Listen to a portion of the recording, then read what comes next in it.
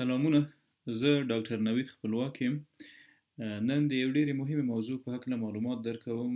تاسو به حتما د معدې میکروب په هکله اورېدلی وي، هلیکوبکټر پایلوري یا اچ پایلوري، او ترڅنګ یې د معدې د زخم او د تخریشونو په هکله به هم معلومات لرئ چې د همدې میکروب په واسطه منځته راځي. دا یو مارپیچ اسپرینګي شکله میکروب ده، په خپل پورتنۍ برخه کې د فلاجیل په نامه یا فلاجیلا په نامه شاخونه لري او د دغه فلاجیلاو په واسطه باندې حرکت کوي او بالاخره د وخت په تیریدو کولی شي د معدې د التهاب، عفونت او بالاخره د زخمونو سبب وګرځي.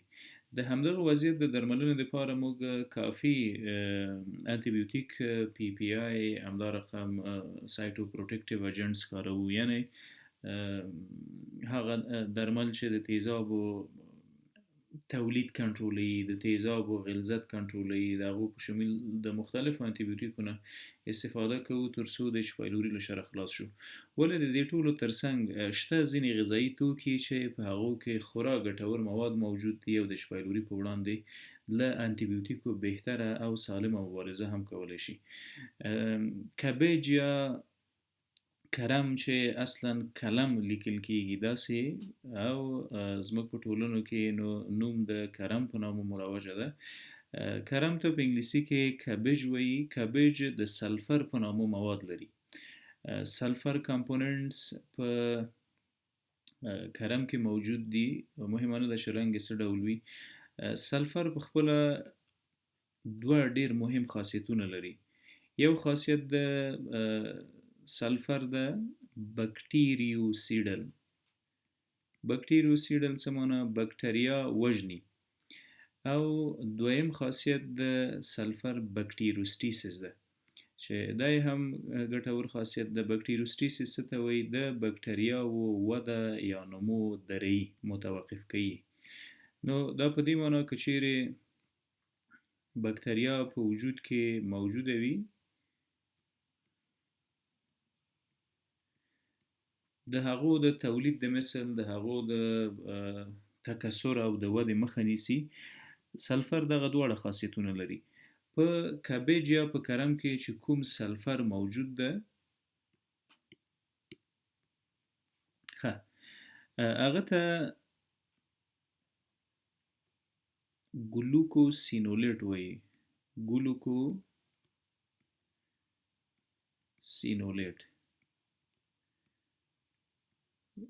ګلوکوسینولیټ سلفر کنټیننګز کمپاوند دی، یا هغه مواد چې په خپل ترکیب کې سلفر لري او دا په کبیج یا په کرم یا په کاهو کې موجود دي، او دا په شدت د اچ پایلوري د وژنې سبب ګرځي.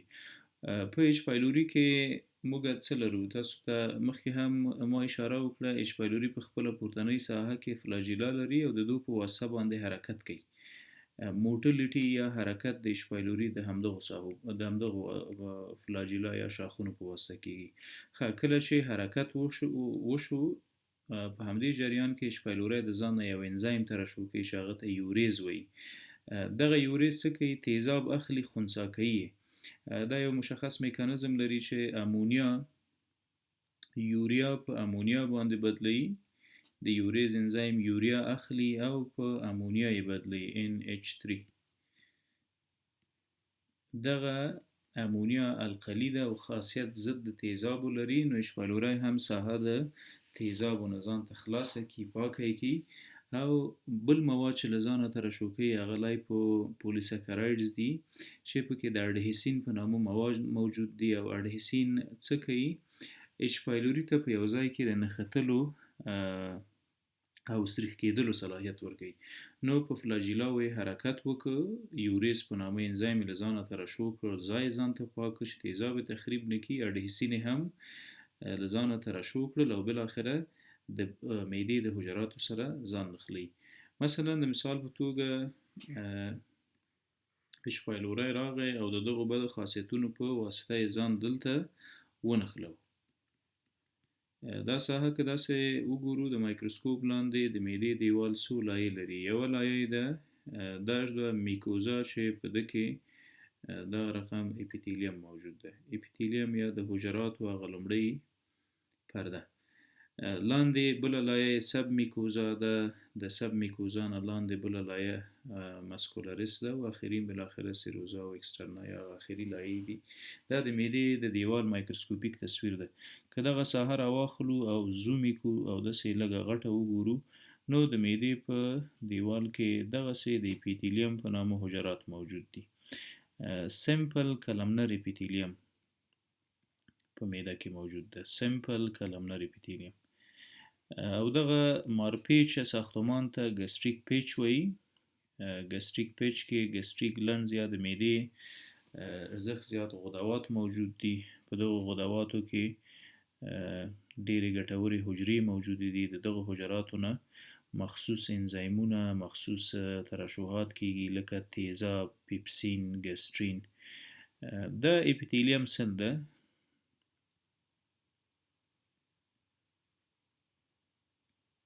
اوکی، کله چې اچ پایلوری تر معدې راورسېده، نو د یوریز انزایم یې له ځانه په فلاجیلاو باندې ځان راورسوه، د یوریز انزایم یې له ځانه ترشح کړ او بالاخره ځان یې راورسوه دغه حجراتو ته. د اډهیسین په نامه مواد یې له ځانه ترشح کړل او په دوه د دې حجراتو سره ونښته. کله چې نښلي له ځانه زهري مواد ترشح کوي، اکزوټاکسینز دوه زهري مواد دي چې یو ته یې کیګ ای وایي او بل ته ویګ ای. کاګ ای او واګ ای دوه هغه ټاکسینونه یا زهري مواد دي چې راځي او دلته که دا حجره داسې غټه رسمه کړو، د دغو دوه حجراتو ترمنځ ټول خپلمنځي تعلقات له منځه وړي. سل انټګریټي له منځه وړي، د حجراتو ثبات له منځه وړي. څنګه یې له منځه وړي؟ کاګ ای د حجراتو په منځ کې انټراسلولر چې کوم ریسپټرز او انټراسلولر کوم تعاملات چې دي په دې ساحه باندې حمله کوي. کله چې د دوه حجرو ترمنځ تعاملات، نورماله تعاملات د دغه بکټریا په واسطه باندې له منځه لاړ شي، وننګول شي، نو د حجراتو ترمنځ هغه ثبات له منځه ځي، انټګریټي له منځه ځي. بالاخره د واګ ای په نامه دا دویم اکزوټاکسین چې ده، دا راننوځي داخل د حجرې ته. کله چې داخل د حجرې ته راننوته، سایټوکاینز په نامه مواد یا هغه انفلمیټري میډیټرز جوړوي، یعنی داسې مواد له ځانه په دې حجره کې خوشې کوي، ترشح کوي چې هغه مهاجمین دي، هغه د وجود د نورمالې حجرې دپاره دښمن ګڼل کېږي او دغه دښمنان بالاخره د بدن د دفاعي سیستم تر حملاتو لاندې راځي. آټو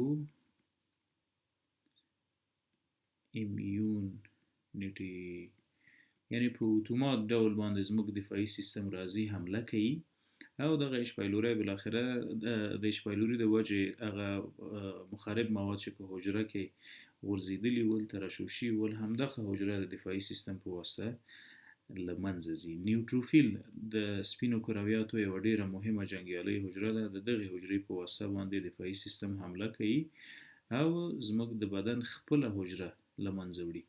دلته که تاسو د اچ پایلوري ځیرکۍ ته وګورئ، د واګ ای په نامه، د کاګ ای په نامه او د واګ ای په نامه چې کوم زهري مواد دي، په دو اول د حجراتو ترمنځ ثبات له منځه وړي او بالاخره دغه حجرات زموږ د بدن دفاعي سیستم ته بیګانه ورمعرفي کوي، هغه هم بالاخره حمله کوي پې او له منځه وړي. کله چې حجرات له منځه لاړل، ورو ورو بالاخره تخریش منځته راځي او تخریش د معدې په زخم باندې بدلیږي. مسلما کله چې په معده کې زخم منځته راځي، هضم به له منځه ځي، د ډوډۍ خوراک نه وروسته به استفراغات کوو، ځینې وخت به په استفراغاتو کې وینه موجوده وي او ورو که دغه حالت دوام وکړي، له بده مرغه د سرطانونو سبب هم ګرځي. د همدې وضعیت د معالجې دپاره موږ کولی شو له بلا درملو نه استفاده وکړو. مثلا پی پی آی، پروټون پمپ انهبیټرز. په پروټون پمپ انهبیټرز کې څه لرو؟ اومیپرازول، ایزومیپرازول، ډیکسلانساپرازول او د پی پی آی د کورنۍ ټول هغه درمل چې په پیرایټل سل کې پروټون پمپ اخلي، تړي او اجازه نه ورکوي چې تیزاب جوړ شي. له انټي بیوټیکو نه استفاده کولی شو د اچ پایلوري د ایراډیکیشن دپاره. معمولا دوه ډوله انټي بایوټیک سره یو ځای کېږي او د اچ پایلوري په درملنه کې کاروو. فرست لاین تراپي چې هغه ته ټریپل تراپي هم وایي، کلریترومایسین جمع موکسیسیلین جمع پی پی آی مریض ته ورکول کیږي په ځینو حالاتو کې سایټوپروټیکټیو کمپاوندز یا سوکرالفیټ هم مریض ته تجویز کیږي ترڅو د معدې د حجراتو ثبات یا انټیګریټي مینټین وساتي.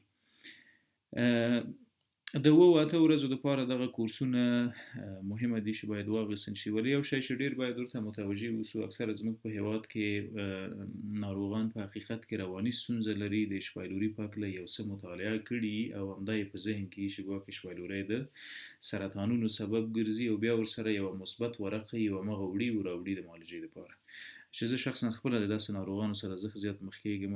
اول باید پوه شئ چې اچ پایلوري که مثبت وي معنا دا نه ده چې تاسو ناروغان یاست او تاسو باید هرومرو د اچ پایلوري معالجه کوئ. د مثبت اچ پایلوري ترڅنګ باید علائم موجود وي. تر ټولو غټه علامه چې په اچ پایلوري کې د اچ پایلوري له وجې په ګاسترایټس یا په التهاب کې لیدل کېږي، اوله انډایجسشن ده، سوی هاضمه ده. په سوی هاضمه کې څه پیښیږي؟ اول د معدې دروندوالی بعد له ډوډۍ، کله چې ډوډۍ وخورو فکر کوو چې معده مو درنده ده، پړسېدلې ده. دغه حالت په التهاب کې منځته راځي. د همدې وضعیت دوام د دلبدۍ سبب ګرځي، دلبدي بالاخره د استفراغ سبب ګرځي او د استفراغ نه وروسته مریض ډیر ښه ارامه کیږي. دا یوه نښه ده. د همدغه نښې ترڅنګ چې د دلبدۍ او استفراغ موضوع هم پکې مطرح ده، ډیری وخت مریض د خوړو نه وروسته دومره د بوج سره مخ کیږي چې زیاتې د خپلې ګوتې په خوله کې اچوي او خوړل شوې ډوډۍ بیرته را استفراغ کوي. د استفراغ سره سم کټ مټ مریض بیرته جوړیږي او د کوم تکلیف احساس نه کوي. د دې ترڅنګ هیماټومیسس، د وینې استفراغ، میلینا په ډکو میتیازو کې وینه او تور رنګ ډکې میتیازې، دا ټول کولی شي د اچ پایلوري د موجودیت لپاره مشکوک ضوابط جوړ کړي. د انټي بیوټیکو ترڅنګ کولی شو د ځینو ګټورو نورو خوراکي توکو نه استفاده وکړو، لکه مخکې مو چې د کرم په هکله وویلې، کرم یا کلم. د دې ترڅنګ د کرم ترڅنګ د دې کورنۍ نور کوم نباتات چې دي، نور کوم سبزیجات چې دي، لکه ګلپی، دا د سلفر یو عظیمه برخه لري، یو غني منبع د سلفر ده. کرم او ګلپي ترڅنګ براکلی هم د همدې ګلپي غوندې د شین رنګ لري، یو څه اغزن غوندې ساختمان لري چې ورته ګراسلی وکتل شي. دغه ټول په خپل ترکیب کې سلفر لري. سلفر ضد د بکتریاو ده او اچ پایلوري هم بکتریا ده. نو په غذایي توکو کې، په خوړو کې که داسې فکر کوئ چې د اچ پایلوري د وجې د معدې په التهاب اخته یاستئ، اسانه لاره د درملنې دا ده چې تاسو کرم، کاوو، ګلپی یا براکلی راواخلئ او جوس ترې جوړ کړئ په ماشین کې. دغه جوس یې حد اقل ورځ کې یو ځلې نوشجان کوئ. همدغه د جوس خوراک تقریبا در سره تر یو هفتې تر 2 هفتو پورې 7 days یا more than 7 days تجربه کوي. په خپله به وګورئ چې د معدې وضعیت مو ډیر سم شوی ده له پخوانه، که د اچ پایلوري عفونت یا د اچ پایلوري د وجې التهاب موجود و. ډیره زیاته مننه.